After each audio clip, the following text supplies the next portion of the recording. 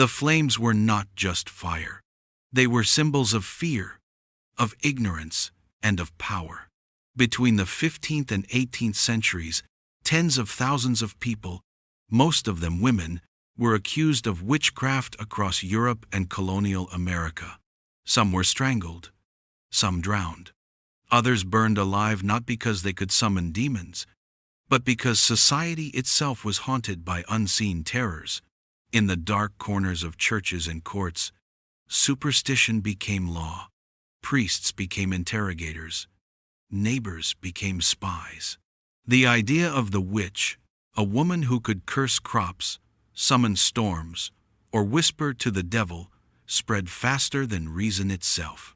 This is the world of the witch trials, where myth and fear consumed logic, and humanity turned on itself.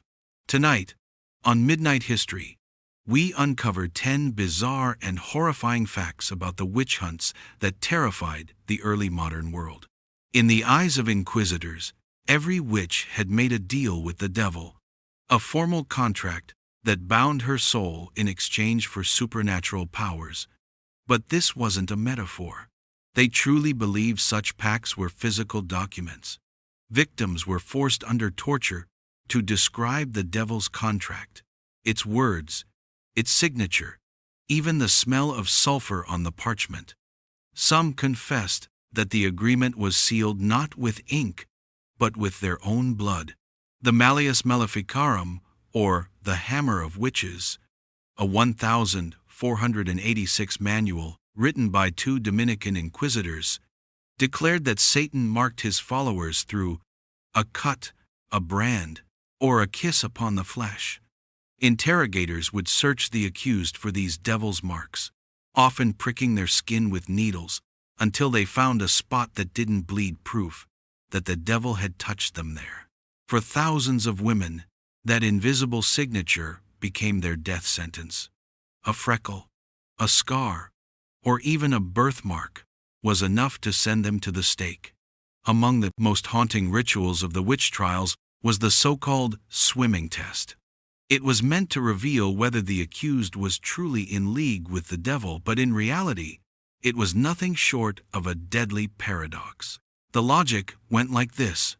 Because witches had supposedly rejected baptism, water, the pure element of God, would reject them in return. So the accused was bound hand and foot, often with a rope around the waist, and thrown into a river or lake. If she floated, it meant the water had refused her proof of guilt. If she sank, it meant she was innocent. But by then, she might already be dead. The practice spread across Europe in the 16th and 17th centuries, from Germany to England to the colonies of America. In some places, the victims were even tied to chairs before being cast into icy waters.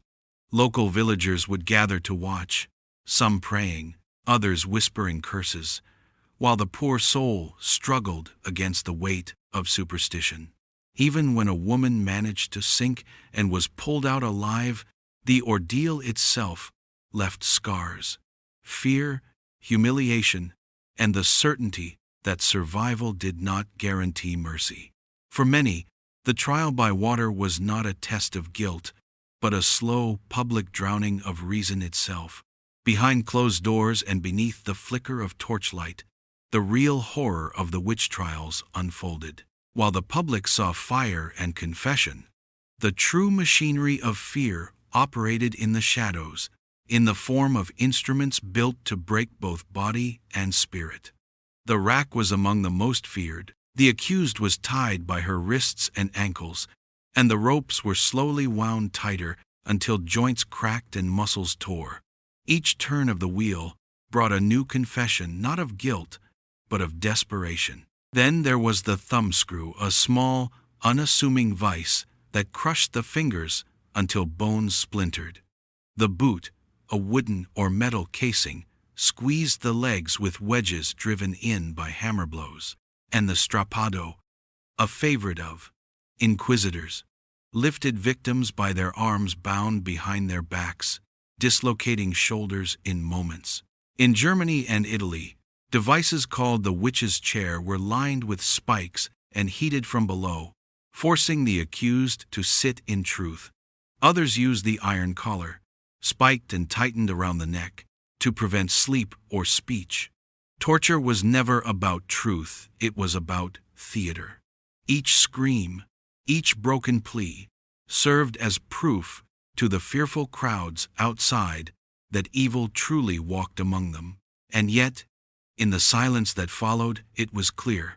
The real evil was not in witchcraft, but in what fear made people do to one another.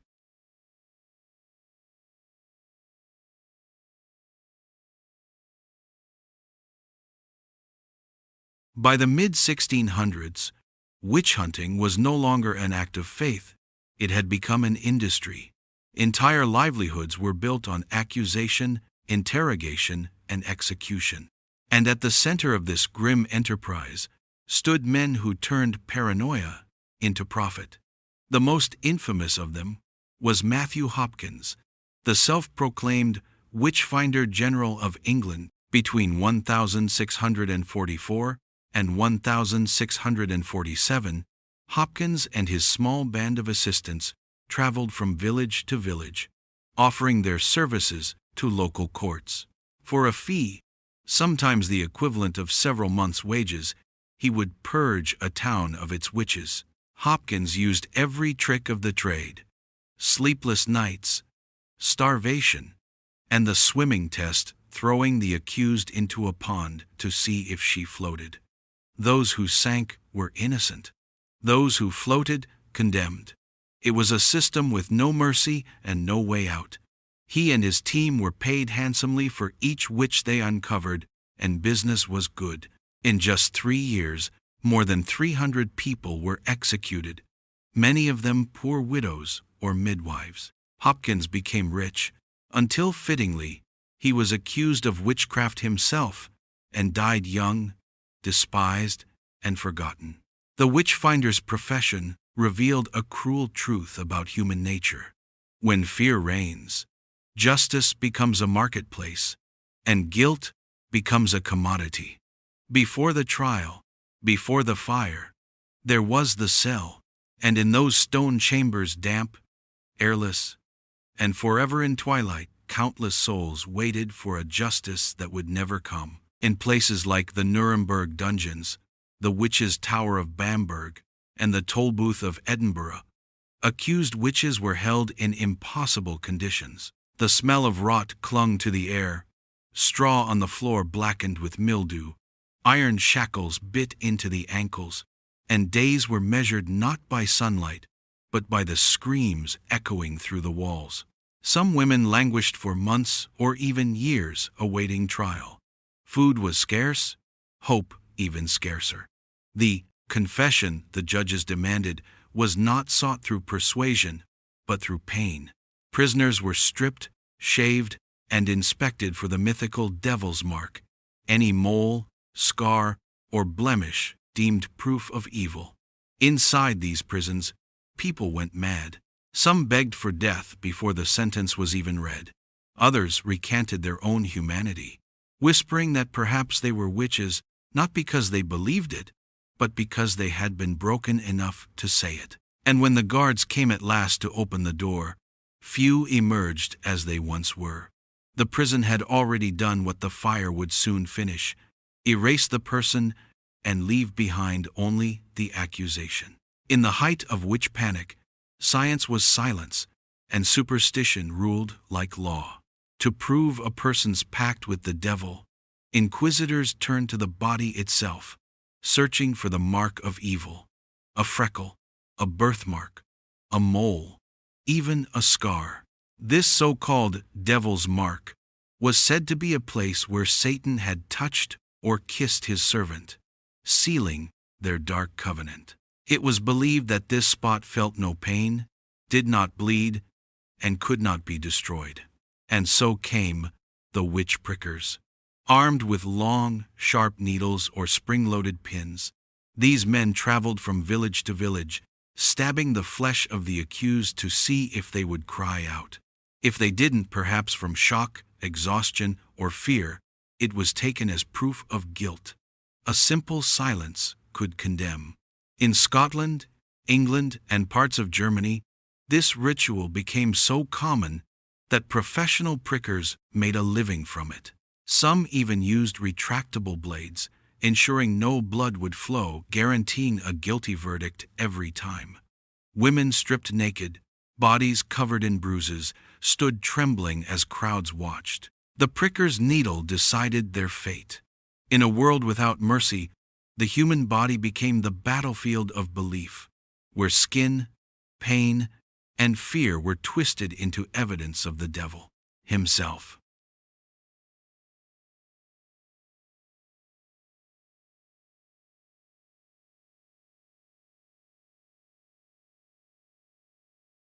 Of all the cruel tests in the witch hunts, few were as hauntingly ironic as the trial by water. It was meant to reveal guilt, but often it only revealed tragedy. The logic was twisted. Because water was considered pure, it would reject the body of a witch. So the accused would be bound hand and foot, sometimes tied to a rope, and cast into a river or pond. If she floated, the water had rejected her, proof that the devil kept her afloat. If she sank, she was innocent, but often drowned before she could be rescued.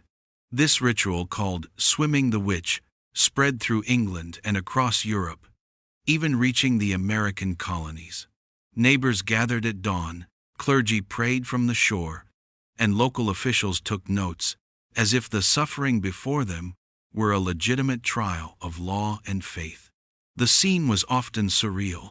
A woman struggling in cold water, bound in linen and rope, her cries echoing through the fog, while the crowd waited to see if she would rise or sink.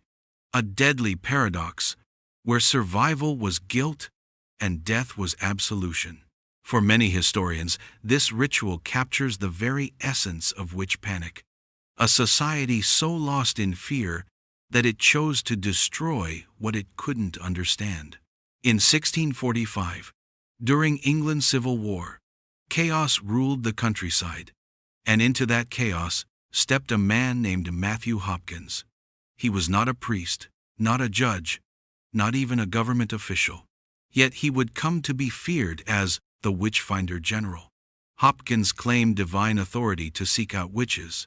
Traveling from town to town with a small band of assistants, he charged local officials hefty sums to cleanse their villages.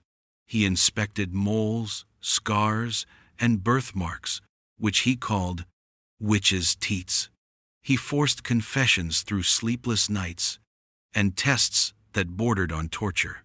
Between 1644 and 1647, his actions led to the execution of more than 100 people, mostly women. He used fear as currency, and England paid dearly for it.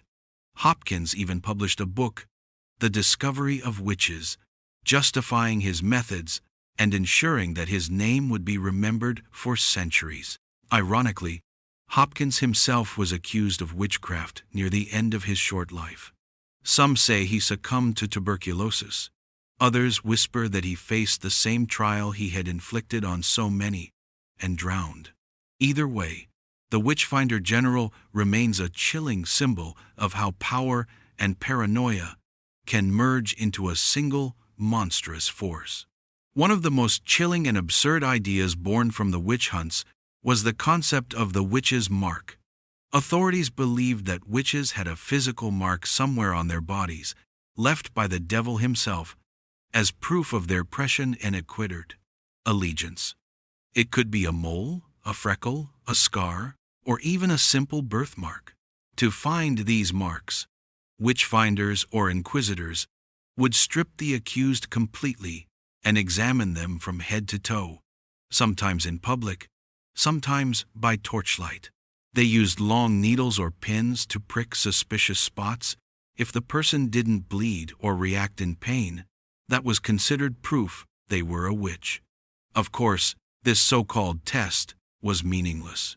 In many cases, the accused had already been tortured or numbed from fear and exhaustion. Some witch-finders even carried retractable needles, rigged so they could pretend to prick without drawing blood, ensuring that guilt was always proven. In truth, the witch's mark was nothing but a cruel superstition, one that turned the human body itself into a map of sin. A simple blemish could mean the difference between life and a death by fire.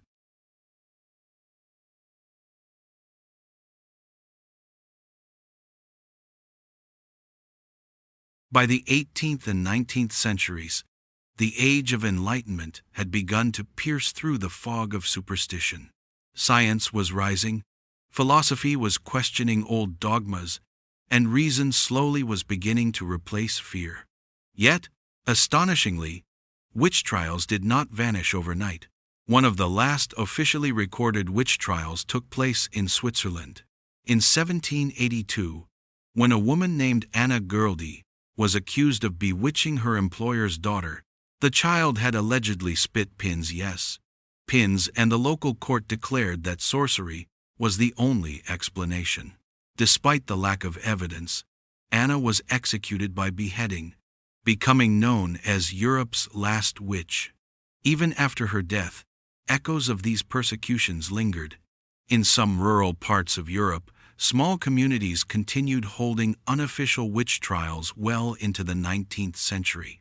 In Poland, for instance, one woman was lynched by villagers in 1793. In England, the Witchcraft Act wasn't formally repealed until 1951, meaning that, legally, witchcraft was still a crime less than a century ago. Anna Gerldy's name now stands as a grim monument to the era's madness. She was formally exonerated in 2008, more than 2 centuries after her death. It was a small act of justice, but a powerful reminder of how long fear can outlive reason. Long after the last flames died out, the smoke of the witch trials still hangs over history. It reminds us of how fear, when left unchecked, can burn through reason, mercy, and truth itself. Tens of thousands of people, most of them women, perished because someone whispered, "Witch." They were healers, widows, midwives, the misunderstood, and the different, caught in a storm of hysteria and faith. And even today, when we think ourselves enlightened, their stories whisper from the ashes how fragile the boundary between belief and cruelty truly is. So, the next time you hear of rumors, of mobs, of blame turned into fire, remember them. Remember that reason is not a gift we are given once, but something we must choose again and again. Thank you for watching Midnight History. If this story haunted you or made you think, don't forget to like, subscribe, and share to keep the dark flame of history alive. Until next time, sleep well, and don't listen too closely to the wind.